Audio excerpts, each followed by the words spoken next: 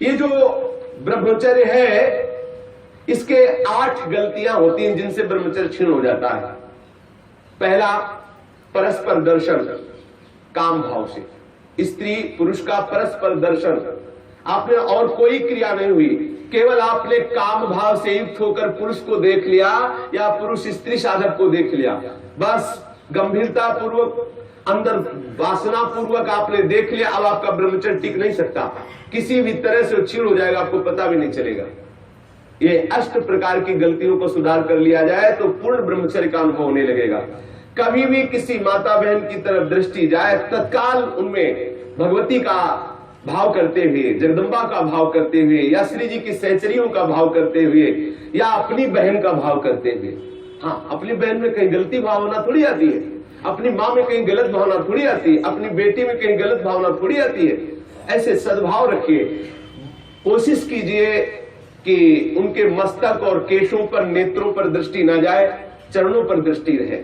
जो चाहे आपन कल्याणा, सुजस सुमति शुभगति शुभनाना, सो परनार लीलार गुसाई, तजो चौथ के चंद्र किनाई। जैसे चौथ के चंद्रमा को देखने से कलंक लगता है, लोग बचते हैं, ऐसे ही माता बहनों के नेत्र, मस्तक और केस, इन 3 को देखने के लिए अपनी दृष्टि को बचा लो। नेत्रों में नेत्र न मिलने पावे, उनके ललाट और उनके केस पास पर दृष्टि न जाने पावे, उनके चरणों पर दृष्टि रहे। संभाषण करना हो तो सर नीचा करके ही उनसे संभाषण करो। ये आद्य शक्ति जगदम्बा के अंश स्वरूपा है, ये श्री जी की सहचरी है। ऐसा भाव रखकर उनसे वार्ता करो। ज्यादा देर वार्ता मत करो, ये एकांत में वार्ता मत करो।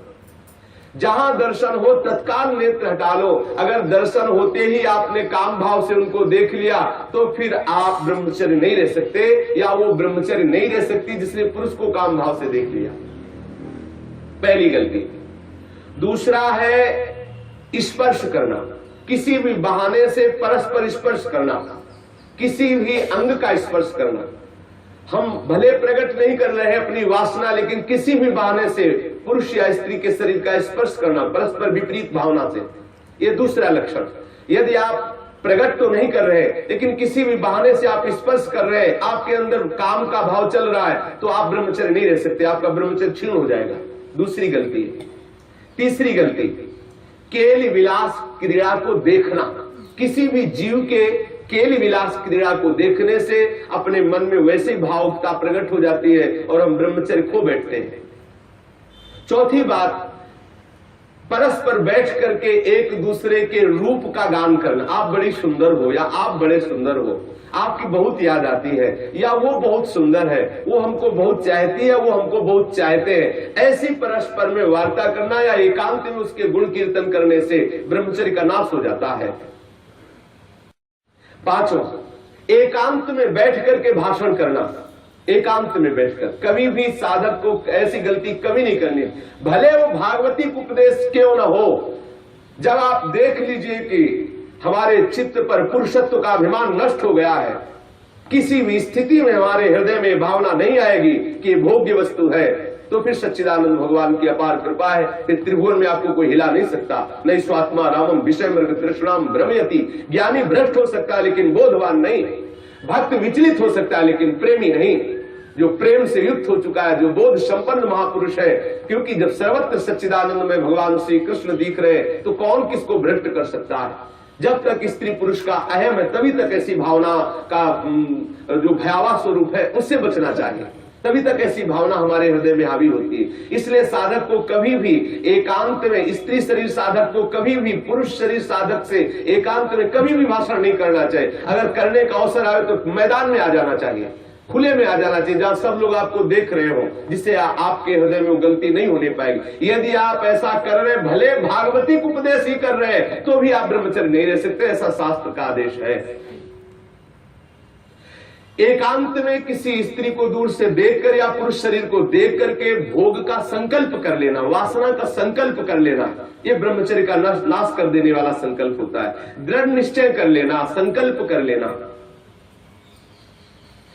या विपरीत देह वाले, जैसे पुरुष या स्त्री, विपरीत देह वाले संग में एकांतिक केली कर लेना। ये अष्ट प्रकार के जो ब्रह्मचर्य नष्ट करने वाले भाव है, इनसे पूर्णतया बचा जाए। जो ब्रह्मचर्य रहना चाहे कभी भी कामुक दृष्टि से परस्पर शरीरों को ना देखे, स्त्री शरीर साधक या पुरुष शरीर साधक परस्पर किसी को कामुक दृष्टि से न देखे, कभी बुरी भावना से किसी भी माता बहन का स्पर्श न करे, कभी भी किसी भी तरह से अपने निकट ना आने दे, ना उनके निकट जाए। ये बहुत बहुत काम की बात है, इसे साधारण मत समझिए। हम भजन करते हुए भी जो आनंद का अनुभव नहीं कर पा रहे, यही गलती है, हम यही मिस्टेक कर रहे हैं। भले हम किसी का संपर्क नहीं कर रहे, लेकिन हमारे अंदर वासना की गणित लगती रहती, इसीलिए हमें परमानंद का अनुभव नहीं हो रहा। हमें सावधानी रखनी है। देखो, ये ऐसा कोई अपने में ना जाए कि मैं सिद्ध हो गया हूं, मैं जैसा मनमानी आचरण चाहूं कर सकता हूं। भगवान व्यास देव जी ने लिखा है कि बड़े बड़े विद्वान भी इस आकर्षण में अपने आप को ढीला मानते हैं और गिर सकते हैं। इसलिए सावधानी पूर्वक, विद्वानों को भी ये जो आकर्षण है खींच सकता है, इसलिए सावधान रहे। कभी भी ब्रह्मचर्य व्रत धारण करने वाले उपासक को या गृहस्थ धर्म धारण करने वाले गृहस्थी को भी अपनी पत्नी के सिवा कभी और के साथ एकांत में संभाषण नहीं करना चाहिए। किसी को काम भरी दृष्टि से नहीं देखना चाहिए, किसी के काम भाव से स्पर्श नहीं करना चाहिए, किसी को काम भाव से न समीप आने देना चाहिए न समीप जाना चाहिए। कभी किसी को एकांत में परस्पर विरोधी शरीर वाले को, स्त्री पुरुष शरीर वाले को खेलना नहीं चाहिए। कोई भी खेल अकेले में नहीं खेलना चाहिए। कभी भी एकांत में बैठकर मजाक नहीं करना चाहिए, कभी भी एकांत में बैठकर बातचीत नहीं करनी चाहिए। अपने मन को ही आप मित्र और शत्रु समझो। विषयों में लगा हुआ मन शत्रु है और प्रभु के भजन में लगा हुआ मन मित्र है। इसलिए सावधान, कभी भी एकांत में ब्रह्मचर्य व्रत धारण करने वाले को स्त्री का संग कदापि नहीं करना चाहिए, नहीं तो उसके हृदय में वासना जागृत हो ही जाएगी। इसलिए सावधानी रखनी चाहिए। ये जो इन गलतियों का सुधार कर लेता है, वो ब्रह्मचारी पूर्ण रूप से ब्रह्मचर्य रह सकता है। एक बार फिर ध्यान दिया जाए, किसी भी तरह से हम किसी भी माता बहन को या माता बहन किसी भी पुरुष को काम दृष्टि से न देखें। दूसरी बात, किसी बहाने से हम परस्पर स्पर्श ना करें। तीसरी बात, किसी भी तरह से हम उनके साथ कोई क्रीड़ा ना करें, कोई खेल ना खेलें। किसी भी तरह से हम चार लोग बैठ करके उनकी प्रशंसा ना करें जिनके प्रति हमारा मन आकर्षण हो चुका है।